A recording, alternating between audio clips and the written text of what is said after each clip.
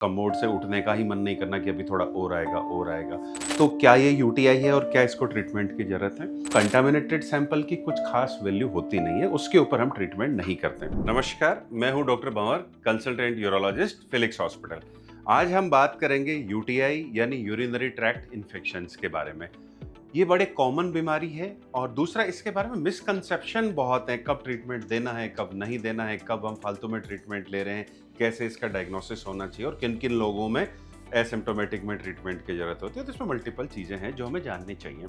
तो सबसे पहले यूरिनरी ट्रैक्ट इन्फेक्शन होता क्या है? यूरिन का ट्रैक्ट, यूरिनरी ब्लैडर, इनके अंदर इन्फेक्शन हो जाना। लक्षण क्या है इसका? पेशाब में जलन लगना, पेशाब का बार बार जाने की जरूरत पड़ना, या ऐसा लगना कि पूरा पेशाब नहीं उतरा है और कमोड से उठने का ही मन नहीं करना कि अभी थोड़ा और आएगा। अगर थोड़ा सीरियस है तो बुखार वगैरह भी आ सकते हैं। अगर बुखार वगैरह आता है तो ये कॉम्प्लिकेटेड यूटीआई कहलाता है। मेल्स में अगर ये सिम्टम है तो सारे मेल्स में any UTI in any male is known as complicated UTI. Complicated means कि अब आपको ट्रीटमेंट थोड़ा मोर सीरियस तरीके से लेने की जरूरत है।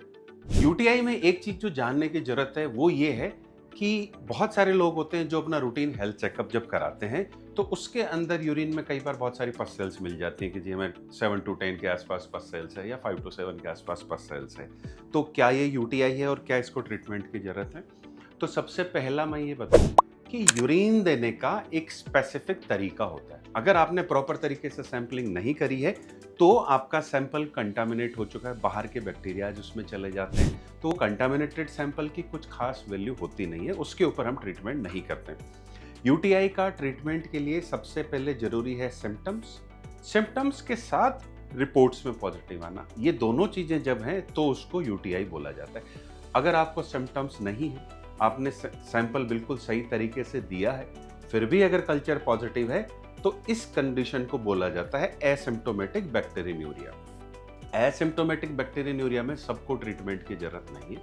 कुछ लोगों को, जैसे खासतौर से प्रेग्नेंट फीमेल्स को इसकी ट्रीटमेंट की जरूरत है, या कुछ लोग जिनकी अभी कुछ सर्जरी होने की है, खासतौर से यूरिनरी ऑपरेशंस जिनके होने हैं, यूरिनरी सर्जरीज, उनको, इन लोगों में ट्रीटमेंट की आवश्यकता है। हर किसी आदमी में इसके ट्रीटमेंट की जरूरत नहीं है।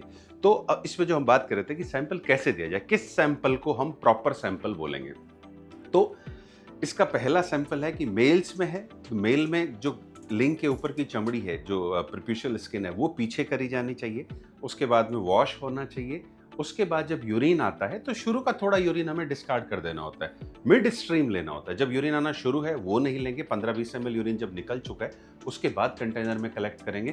कंटेनर को भी पकड़ने का एक तरीका है, कंटेनर को हमेशा ऐसे होल्ड करना है इस तरह से, ताकि हमारे हाथ के बैक्टीरिया कंटेनर के अंदर ना चले जाए, हम बाहर से कंटामिनेट ना कर दें।